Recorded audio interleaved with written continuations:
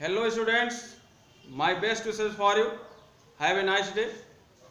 Today I shall teach the students of high school class 10th. The present video is especially based on poetry of high school course UP board. इस video में कक्षा 10 के प्रथम पाठ poetry के प्रथम पाठ द फाउंटेन की टीचिंग आपको प्रोवाइड की जा रही है। द फाउंटेन नामक यह पोयम एक कविता composed by James Russell Lowell, अंग्रेजी के महान कवि जेम्स रसल लॉवेल के द्वारा यह कविता रचित है। In this poem the great poet James Russell Lowell describes the fountain in three different aspects. This poem is very inspiring for us. इस पोयम के माध्यम से कवि फव्वारे के अनेक गुणों का वर्णन किया है और फव्वारे के उन गुणों के माध्यम से हम सभी को भी प्रेरणा देने का प्रयास किया है। तो इस फव्वारा नामक कविता में कवि ने 8 पद्यांश के माध्यम से 8 स्टैंजाज के माध्यम से पूरी कविता की रचना किया है। There are 8 stanzas in this poem and each stanza has 4 lines. हर स्टैंजा में 4 पंक्तियां हैं। अब हम क्रम के अनुसार फर्स्ट से 8 तक सभी स्टैंजाज का एक्सप्लेनेशन हिंदी और इंग्लिश में आपको बताऊंगा। आप ध्यान से उसे सुनेंगे और समझने का प्रयास करेंगे। जैसा कि फर्स्ट स्टैंजा इस पोयम द फाउंटेन का है, into the sunshine full of light leaping and flashing from morn till night. इस फर्स्ट स्टैंजा में कवि जेम्स रसल लॉवेल फव्वारे के गुणों की बखान करते हुए, गुणों का वर्णन करते हुए कहते हैं कि इनटू द सनशाइन, धूप में अर्थात सूर्य के प्रकाश में, फुल ऑफ लाइट, पूर्ण प्रकाश में, पूर्ण रोशनी में, लीपिंग, उछलता रहता है, एंड फ्लैशिंग, और चमकता रहता है। कौन? फव्वारा।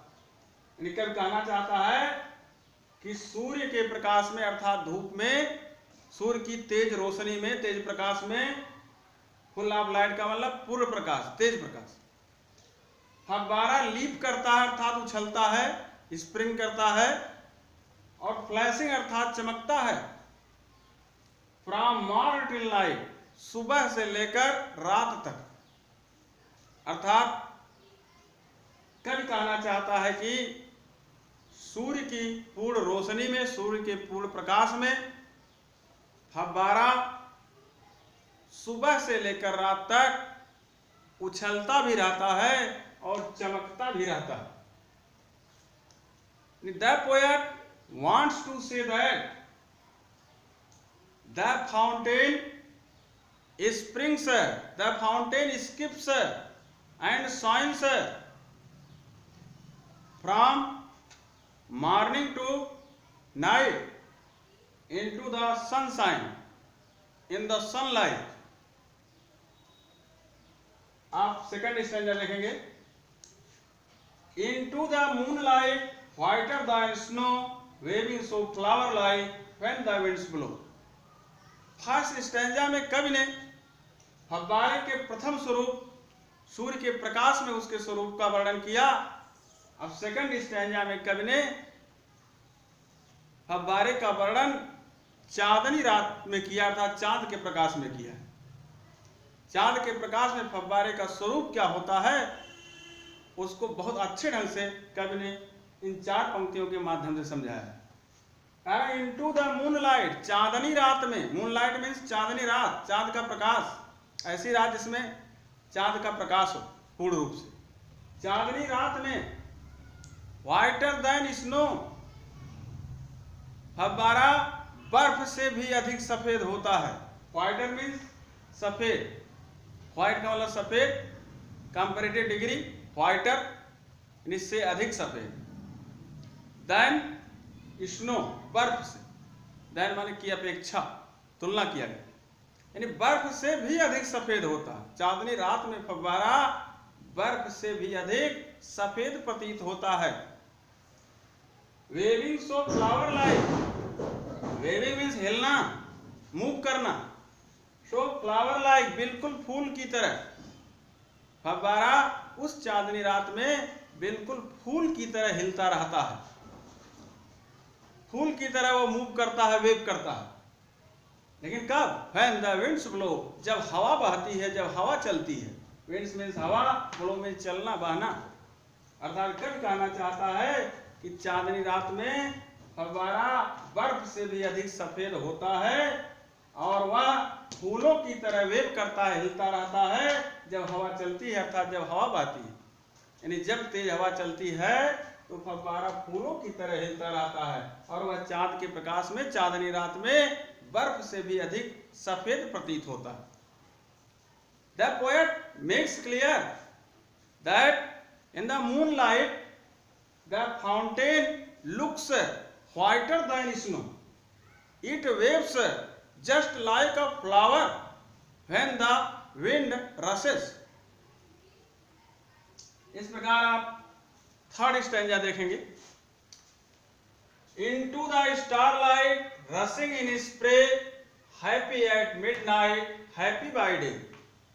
इस थर्ड स्टैंजा में जेम्स रसेल लॉवेल जी ने फव्वारे के तीसरे स्वरूप का वर्णन किया है। जैसा कि फर्स्ट स्टैंजा में सूर्य के प्रकाश में, सेकंड स्टैंजा में चांदनी रात में और थर्ड स्टैंजा में उन्होंने तारों के प्रकाश में फव्वारे के स्वरूप का वर्णन किया। उनका कहना है कि इनटू द स्टारलाइट, तारों के प्रकाश में, रसिंग तेज गति करता है, रस मीन्स तेज गति करना, मूव्स फास्ट, इन स्प्रे फुहारे के रूप में, स्प्रे मीन्स फुहारा, पानी का फुहारा। तो तारों के प्रकाश में फव्वारा रसिंग करता है, रसिंग माने तेज गति करता है, मूव्स फास्ट, इन स्प्रे फुहारे के रूप में, यानी तारों के प्रकाश में फव्वारा फुहारे के रूप में तेज गति करता है। Happy at midnight, happy by day, वह आधी रात में भी प्रसन्न रहता है। हैप्पी मीन प्रसन्न रहना, खुश रहना, मिडनाइट मीन्स आधी रात, वह आधी रात में भी खुश रहता है। और हैप्पी बाय डे, और वह दिन में भी खुश रहता है, अर्थात वह 24 आवर्स 24 घंटे खुश ही खुश रहता है, प्रसन्नचित्त ही प्रतीत होता है।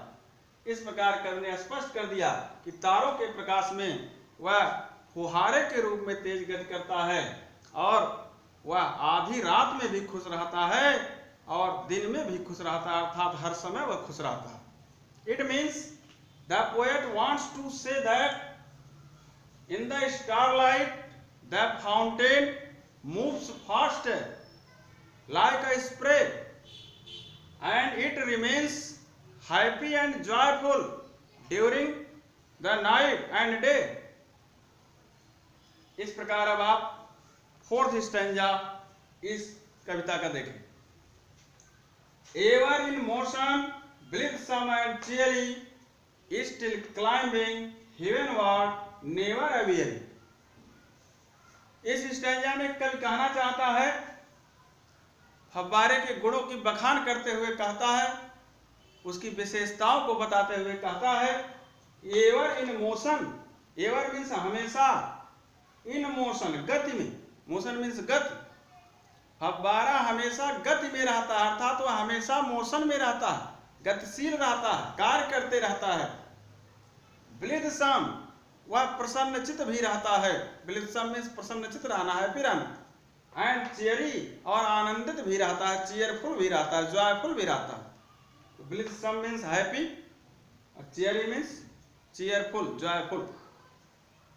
तो कवि ने कहा कि एवर इन मोशन, हमेशा गति में रहता है, एवर मीन्स हमेशा, इन मोशन मीन्स गति में, हमेशा गति में रहता है। ब्लिथसम एंड चेयरी, वह प्रसन्न चेत और आनंदित भी रहता है।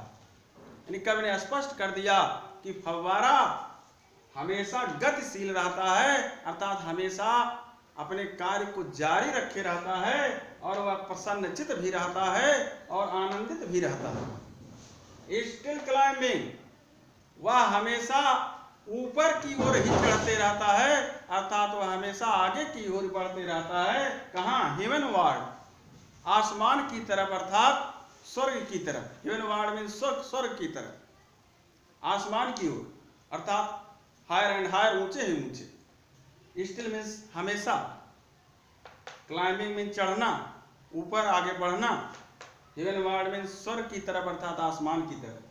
फव्वारा हमेशा आसमान की ओर ही, अर्थात ऊंचे ही ऊंचे क्लाइंब करता है, चढ़ते रहता है, अर्थात आगे बढ़ते रहता है।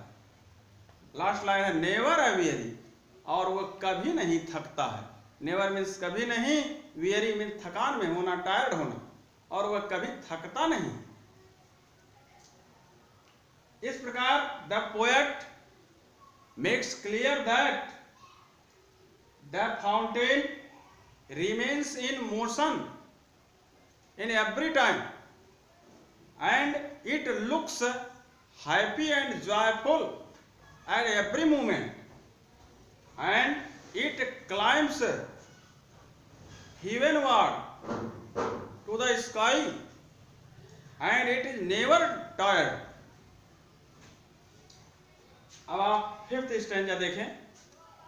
Glad of all weathers, still seeming best, upward or downward motion thy rest। इस फिफ्थ स्टैंजा में कवि कहना चाहता है कि फव्वारा सभी मौसमों में खुश रहता है। ग्लैड मीन्स प्रसन्न रहना, खुश रहना। ऑल वीदर्स का मतलब सभी मौसम, सभी ऋतुओं, चाहे वो वर्षा काल हो, चाहे शीत ऋतु हो, चाहे ग्रीष्म ऋतु हो, हर ऋतु में, हर मौसम में वह ग्लैड ही दिखता है, खुश ही दिखता है। He always looks, it always looks happy। वह हमेशा खुश ही दिखता था, हर मौसम में खुश दिखता है, खुश रहता है। Still seeming best, और हमेशा सर्वोत्तम ही प्रतीत होता है। Still means हमेशा, seeming माने प्रतीत होना, दिखाई देना, बेस्ट मीन्स सर्वोत्तम, सबसे अच्छा, और वह हमेशा सर्वोत्तम ही प्रतीत होता है। It looks best at every time, upward और डाउनवर्ड, ऊपर की तरफ हो या नीचे की तरफ हो। अपवर्ड मीन्स ऊपर और डाउनवर्ड में नीचे, ऊपर हो या नीचे। मोशन दाई रेस्ट, गति करना ही, मोशन मीन्स गति करना, दाई रेस्ट उसका आराम है। दाई मीन्स तुम्हारा शाब्दिक। तो कभी फव्वारे को संबोधित करते हुए, एड्रेस करते हुए कहता है कि फव्वारे तुम्हारा मोशन करना ही, गति करना ही रेस्ट है, अर्थात आराम है। अर्थात जब हम कहेंगे इस बात को तो हम कहेंगे कि गति करना ही फव्वारे का आराम है, अर्थात गति करने में ही उसे सुख की प्राप्ति होती है, आराम मिलता है। तो आपको स्पष्टता मालूम हो गया इस स्टैंजा का कि ग्लैड ऑफ ऑल वेदर, सभी मौसम में, सभी ऋतुओं में वो खुश रहता है। स्टिल सीमिंग बेस्ट, वह हमेशा सर्वोत्तम ही प्रतीत होता है। अपवर्ड और डाउनवर्ड, ऊपर हो या नीचे, मोशन दाई रेस्ट, गति करना ही उसका रेस्ट है। It means the poet wants to say that the fountain remains happy and joyful in all weathers, all seasons, and it looks best at every time, and to move upward is its rest। अब आप sixth stanza देखें। इस poem का sixth stanza है, full of nature nothing can time, change every moment ever the same. इस प्रकार इस stanza के माध्यम से कवि कहना चाहता है कि फुल ऑफ नेचर, नेचर का मतलब यहाँ प्राकृतिक शक्तियों से है, नेचुरल एनर्जी से है, नेचुरल पावर से है। फुल ऑफ मैंने भरा हुआ, से परिपूर्ण, फुल ऑफ है नेचर, प्राकृतिक शक्तियों से परिपूर्ण होता है, भरा हुआ होता है। अर्थात फव्वारा प्राकृतिक शक्तियों से परिपूर्ण होता है, प्राकृतिक शक्तियों से भरा हुआ होता है, अथवा फुल ऑफ नेचुरल एनर्जी होता है। Nothing can time, nothing means कोई नहीं, कैन टेम बस में कर सकता है, टेम में बस में रखना अथवा बस में करना, नियंत्रित करना। उसे कोई भी नियंत्रित नहीं कर सकता, अपने बस में नहीं कर सकता, कंट्रोल नहीं कर सकता। चेंज एवरी मोमेंट, और वह हमेशा बदलता ही रहता है, हर क्षण हर पल वह चेंजिंग पोजीशन में ही रहता है। अर्थात एवरी मोमेंट, हर क्षण चेंज होते रहता है, परिवर्तित होते रहता है। एवर द सेम, लेकिन हमेशा वह समान ही बना रहता है। अर्थात वह हमेशा अपने उसी स्वरूप में ही बना रहता है जिस स्वरूप में वह रहता। एवर मीन्स हमेशा, द सेम समान ही बना रहता, समान ही दिखता। It means the poet makes clear that the fountain is full of natural energy. None can control the fountain, nothing can control the fountain, it changes every moment, but it always looks the same। इस प्रकार अब इस poem का 7th stanza आप देखेंगे। ceaseless aspiring, ceaseless content, darkness or sunshine, thy element। Ceaseless का मतलब होता है कॉन्टिन्यूसली, लगातार।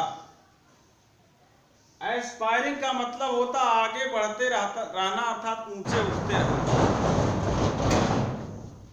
वह लगातार ऊपर उठते रहता है, अर्थात कॉन्टिन्यूसली वो गति करता है। सीजलेस कंटेंट, और वह लगातार संतुष्ट भी रहता है। अर्थात कभी कहना चाहता है कि फव्वारा लगातार ऊपर उठते रहता है, एस्पायरिंग करता है, और लगातार संतुष्ट भी रहता है, सेटिस्फाइड भी रहता है। डार्कनेस और सनशाइन, चाहे अंधेरा हो, डार्कनेस मीन्स अंधेरा, और सनशाइन अथवा प्रकाश हो अर्थात धूप हो। दाई एलिमेंट, यही उसका गुण है, यही उसके तत्व हैं, यही उसकी विशेषताएं हैं। दाई मीन्स तुम्हारा अर्थात फव्वारे का, एलिमेंट मीन्स क्वालिटी, यही फव्वारे के गुण है। अर्थात कभी कहना चाहता है कि सीजलेस एस्पायरिंग, लगातार फव्वारा एस्पायरिंग करता है, गति ही करते रहता है, ऊपर ही उठते रहता है। सीजलेस कंटेंट, और लगातार वह संतुष्ट भी रहता है, सेटिस्फाइड भी रहता है। डार्कनेस और सनशाइन, चाहे अंधेरा हो या उजाला हो, चाहे रात हो या दिन हो, दाई एलिमेंट, यही उसके तत्व हैं, यही उसकी विशेषता है, यही उसके गुण हैं। It means the poet says that the fountain moves forward, moves higher and higher continuously, and it remains satisfied, dark in darkness and in light, it moves, it runs continuously, these are its qualities। इस प्रकार आप इस poem का last stanza, अंतिम पद्यांश देखेंगे। अंतिम पद्यांश में कवि फव्वारे को स्वयं ही संबोधित करते हुए उसके गुणों की बखान कर रहा है। ग्लोरियस फाउंटेन, संबोधन का चिन्ह लगा, ग्लोरियस फाउंटेन, हे शानदार फव्वारे। ग्लोरियस मीन्स शानदार, ग्रैंड, मैग्निफिसेंट, फाउंटेन मीन्स फव्वारा। हे शानदार फव्वारे, लेट माई हार्ट बी, मेरे हृदय को भी होने दो, लेट बी होने दो अथवा कर दो, माई हार्ट मेरे हृदय को भी। अर्थात कभी कहना चाहता है कि हे शानदार फव्वारे, मेरे हृदय को भी हो जाने दो, मेरे हृदय को भी कर दो, ताजा कर दो, चेंजफुल परिवर्तनशील कर दो, कांस्टेंट स्थिर कर दो, अपवर्ड लाइक दी ऊपर अपनी ही तरह। अर्थात इसमें कवि स्वयं की इच्छा प्रकट किया है। फव्वारे को शानदार फव्वारा कहते हुए पुकारते हुए कहता है वह इच्छा करता है कि कवि का स्वयं का भी हृदय फव्वारे की ही तरह फ्रेश हो जाए, ताजा हो जाए, चेंजफुल परिवर्तनशील हो जाए, कांस्टेंट स्थिर हो जाए, अपवर्ड लाइक दी, जैसा कि ऊपर फव्वारा रहता है। अपवर्ड में से ऊपर, लाइक दी माने तुम्हारी तरह, अर्थात फव्वारे की तरह। अर्थात कवि इस स्टैंजा में, इस पद्यांश में इच्छा व्यक्त करता है, फव्वारे को शानदार फव्वारा कह के पुकारता है पहले, और फिर इच्छा व्यक्त करता है। वह कहता है कि हे शानदार फव्वारे, मेरे हृदय को भी तुम ताजा, परिवर्तनशील और स्थिर बना दो, जैसे तुम रहते हो। अर्थात अपनी ही तरह मेरे हृदय को भी ताजा और परिवर्तनशील और स्थिर कर दो। It means in this stanza the poet addresses the fountain to say glorious fountain, and he wishes that his heart should be fresh, changeful and firm like the fountain। इस प्रकार इस पोएम के 8 पद्यांश की व्याख्या आपको हिंदी और इंग्लिश में बताई गई। आई होप कि आप समझे होंगे, सही ढंग से समझे होंगे। अब आपको ये बता दिया जाए कि हाई स्कूल यूपी बोर्ड में पोएट्री से कैसे कैसे क्वेश्चन आते हैं। तो पोएट्री से कॉम्प्रिहेंसिव क्वेश्चन, अर्थात स्टैंजा दे देगा, उसके नीचे कुछ क्वेश्चन पुटअप करेंगे और आपको उन क्वेश्चंस का आंसर इसी पद्यांश से ढूंढ कर लिखना होता है। और एक क्वेश्चन सेंट्रल आइडिया के रूप में आता है, सेंट्रल आइडिया अथवा 4 लाइन की कविता। तो मैं चाहूंगा कि आप 8 पंक्तियों की कविता इसी में से लर्न कर लेंगे, क्योंकि ये इजी है आपके लिए।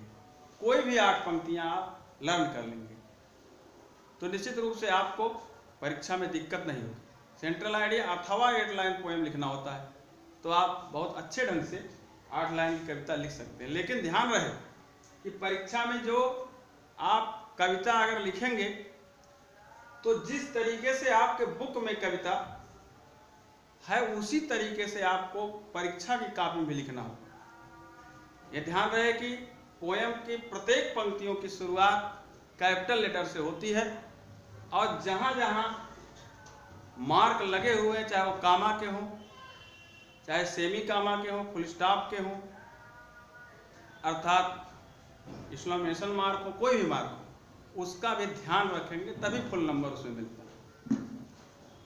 तो I hope you will be satisfied. Thank you so much.